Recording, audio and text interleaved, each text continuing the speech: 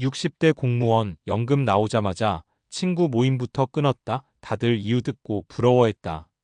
이 제목을 처음 보면 조금 서운하고 또 한편으로는 고개가 끄덕여지기도 합니다.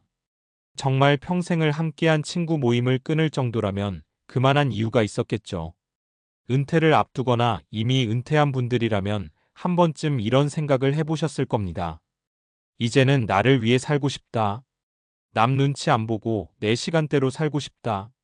돈이 들어오는 건 줄었는데 쓰는 습관은 그대로네. 현역 시절에는 사랑과 모임이 삶의 중심이었습니다. 회식, 동창회, 동호회, 경조사. 사회생활을 유지하려면 어쩔 수 없는 부분이었죠. 그런데 은퇴 후에도 그 생활을 그대로 이어가면 생각보다 빠르게 지칩니다. 체력도 시간도 무엇보다 돈의 흐름이 달라졌기 때문입니다. 그래서 요즘 은퇴자들 사이에서는 관계 정리라는 말이 자연스럽게 나오고 있습니다. 인간관계를 끊겠다는 의미라기보다 내 삶에 맞는 관계로 재조정한다는 뜻에 가깝습니다. 은퇴 준비의 핵심은 돈만이 아닙니다. 시간 관리, 관계 관리, 소비 습관, 정체성까지 전부 다시 설계해야 합니다. 연금이 나온다고 해서 마음이 편해질 거라 생각하지만 막상 그날이 오면 또 다른 현실이 시작됩니다. 월급은 끊기고 들어오는 돈은 정해져 있고 시간은 넘쳐납니다. 이때 가장 먼저 흔들리는 게 생활 패턴입니다. 많은 분들이 은퇴 후 첫 12년을 가장 위험한 시기로 꼽습니다. 해방감에 여행 다니고 사람 만나고 취미 시작하고 그동안 못 쓴 돈을 쓰다 보면 어느 순간 통장 잔고가 눈에 띄게 줄어듭니다. 그리고 그때 깨닫습니다. 아, 이제는 벌지 않는 삶이구나. 그래서 어떤 분들은 과감하게 선택합니다. 관계를 줄이고 소비를 정리하고 시간을 다시 설계합니다. 처음엔 주변에서 서운해하기도 하지만 시간이 지나면 오히려 부러움을 삽니다. 왜냐하면 은퇴 후 삶의 만족도는 얼마나 벌었느냐보다 얼마나 잘 정리했느냐에 달려있기 때문입니다. 사례 1. 모임을 줄였더니 돈보다 마음이 편해졌다. 62세에 퇴직한 한 공무원분 이야기입니다. 이분은 연금이 나오기 시작하자마자 매달 나가던 모임 5개 중 3개를 정리했습니다.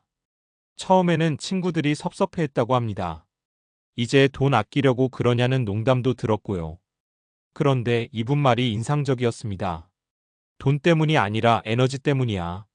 하루에 한 번 약속만 있어도 피곤하더라고. 현역 때는 주말마다 모임을 나가도 괜찮았는데 은퇴 후에는 회복 속도가 달라졌다는 겁니다. 또 식사 한 번, 골프 한 번이 생각보다 큰 지출로 느껴졌다고 합니다. 모임을 줄이자 생활 리듬이 안정됐고 대신 매일 아침 걷기와 독서, 집안일을 하며 지낸다고 합니다. 통장 잔고도 안정됐지만 무엇보다 마음이 편해졌다고 합니다. 몇 달 후 친구들이 다시 만나자고 했을 때 이렇게 말했다고 합니다. 이제는 자주 말고 오래 보자. 그 말에 다들 고개를 끄덕였다고 합니다. 사례 2. 은퇴 후 3년 가장 후회한 건 소비였다. 대기업에서 은퇴한 65세 남성의 이야기입니다. 퇴직금과 연금이 있어 처음에는 자신감이 넘쳤습니다. 여행도 다니고 취미도 시작하고 후배들 만나 밥도 많이 샀습니다. 그런데 3년이 지나자 상황이 달라졌습니다. 생각보다 지출이 컸고 자산은 줄고 있었습니다. 그때부터 소비를 줄이기 시작했지만 이미 생활 수준이 올라간 상태라 적응이 쉽지 않았다고 합니다. 이분이 나중에 후배들에게 자주 하는 말이 있습니다. 은퇴 후 첫 2년은 시험 기간이다. 그때 습관을 잘 들여야 한다. 지금은 생활비를 명확히 정하고 정기 모임도 한 달에 한 번으로 줄였습니다. 대신 손주와 보내는 시간, 집에서 하는 취미를 늘렸습니다. 이분이 느낀 핵심은 이겁니다. 은퇴 후에는 돈보다 지출 패턴이 더 중요하다. 사례 3. 관계를 정리했더니 진짜 친구가 남았다. 60세에 명예퇴직한 여성 공무원 사례입니다. 이분은 퇴직 후에도 예전처럼 바쁘게 지냈습니다. 봉사 모임, 취미 모임, 동창회까지 일정이 꽉 차 있었죠. 그런데 어느 날 건강검진에서 경고를 받았습니다. 스트레스와 피로가 누적됐다는 말이었습니다. 그 후로 모임을 절반 이상 줄였습니다. 대신 정말 마음이 편한 사람들만 만났습니다. 처음에는 외로울까 걱정했지만 오히려 관계의 질이 좋아졌다고 합니다. 사람 수가 줄어드니까 대화가 깊어지더라. 그리고 이렇게 말했습니다. 은퇴 후 인간관계는 넓이보다 깊이다. 이분은 지금도 가끔 예전 모임에 나가지만 억지로 참석하지는 않습니다. 대신 혼자 있는 시간을 즐기고 배우자와 여행을 다니며 지냅니다. 주변에서 오히려 부러워한다고 합니다. 너는 은퇴를 잘한 것 같다는 말을 자주 듣는다고요. 은퇴 준비는 통장만 준비한다고 끝나는 게 아닙니다. 생활 방식, 인간관계, 소비 습관, 하루의 구조까지 전부 다시 설계해야 합니다. 특히 중요한 건 줄이는 용기입니다. 모임을 줄이고 지출을 줄이고 의무를 줄여야 비로소 여유가 생깁니다. 많은 분들이 은퇴 후에도 예전처럼 살려고 합니다. 하지만 삶의 단계가 바뀌었는데 방식이 그대로면 피로가 쌓입니다. 은퇴는 끝이 아니라 생활 구조를 다시 만드는 시기입니다. 연금이 나오기 시작하는 날, 어떤 분은 여행을 계획하고, 어떤 분은 취미를 시작하고, 어떤 분은 모임을 정리합니다. 정답은 없습니다. 다만 공통점은 하나 있습니다. 내 삶의 중심을 나로 옮기는 순간, 은퇴는 훨씬 편해진다는 것입니다. 혹시 지금 은퇴를 앞두고 계시다면 한번 생각해 보셔도 좋겠습니다. 앞으로의 20년 누구와 얼마나 자주 만나고 어디에 시간을 쓰고 어디에 돈을 쓸지. 은퇴 후 삶은 결국 선택의 결과입니다. 조금 줄이고 조금 느리게 가고 정말 중요한 것만 남기면 생각보다 훨씬 편안해집니다. 앞에서 말한 관계를 줄이고 삶을 재정비하는 은퇴 이야기를 이어서 생각해 보면 결국 핵심은 하나로 모입니다. 은퇴 후 삶의 만족도는 돈보다 생활 구조와 뇌의 적응 방식에 더 크게 좌우된다는 점입니다. 많은 분들이 은퇴 준비를 재무 중심으로만 생각합니다. 물론 연금과 자산은 매우 중요합니다. 하지만 실제로 은퇴 후 우울감, 불안, 후회가 생기는 이유를 보면 단순히 돈이 부족해서라기보다 정체성 상실, 리듬 붕괴, 관계 과부하 같은 심리적 신체적 요인이 더 크게 작용합니다. 이건 감정적인 이야기라기보다 꽤 많은 연구에서 반복적으로 확인되는 사실입니다. 1. 인간은 역할이 사라질 때 스트레스를 느낀다. 신경과학과 심리학에서 반복적으로 나오는 개념이 있습니다. 사람의 뇌는 예측 가능한 구조를 좋아한다는 겁니다. 직장 생활을 하는 동안 우리는 일정한 역할이 있습니다. 출근 시간, 업무 회의, 책임, 평가. 이 모든 것이 뇌의 리듬을 만들어줍니다.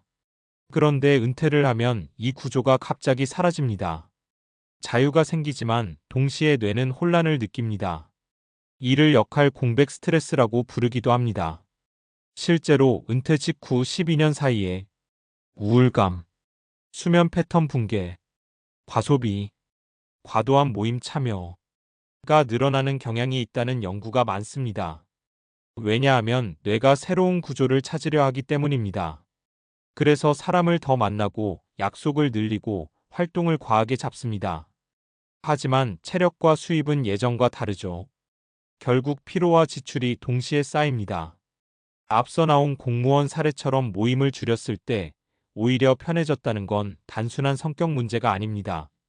뇌가 감당할 수 있는 자극량을 은퇴 후 삶에 맞게 재설정한 것입니다. 2. 인간관계도 에너지 예산이 있다. 행동경제학과 뇌과학에서는 자주 쓰는 개념이 있습니다. 의사결정 에너지와 사회적 에너지는 제한되어 있다는 겁니다. 현역 시절에는 사회적 긴장, 업무 스트레스, 경쟁, 이 많지만 동시에 보상이 있습니다. 월급, 성취감, 인정. 은퇴 후에는 긴장은 줄지만 보상도 줄어듭니다. 이때 같은 수준의 인간관계를 유지하면 에너지 균형이 깨집니다. 쉽게 말해, 예전에는 힘들어도 만날 이유가 있었고, 지금은 편해서 만나는 관계가 더 중요해집니다. 그래서 은퇴 후 만족도가 높은 사람들의 공통점은 친구 수가 많은 사람보다 깊은 관계 몇 개를 유지하는 사람입니다. 사회학 연구에서도 노년기 삶의 만족도는 관계의 수보다 관계의 질과 빈도 조절 능력이 더 큰 영향을 준다고 합니다. 앞서 말한 자주 말고 오래 보자라는 말은 굉장히 과학적인 선택입니다. 관계를 끄는 게 아니라 밀도를 조정한 것입니다. 3. 소비는 습관이 아니라 도파민 구조다. 은퇴 후 가장 흔한 후회가 생각보다 돈이 빨리 줄었다입니다. 이건 단순히 계산을 잘못해서가 아닙니다. 뇌의 보상 시스템과 관련이 있습니다. 현역 시절에는 스트레스를 소비로 해소하는 패턴이 만들어집니다. 맛있는 것, 여행, 취미, 술자리. 이때 도파민이 분비됩니다. 문제는 은퇴 후에도 이 패턴이 그대로 유지된다는 겁니다. 하지만 수입 구조는 달라졌죠. 뇌는 여전히 스트레스 소비 보상, 이 구조를 원합니다.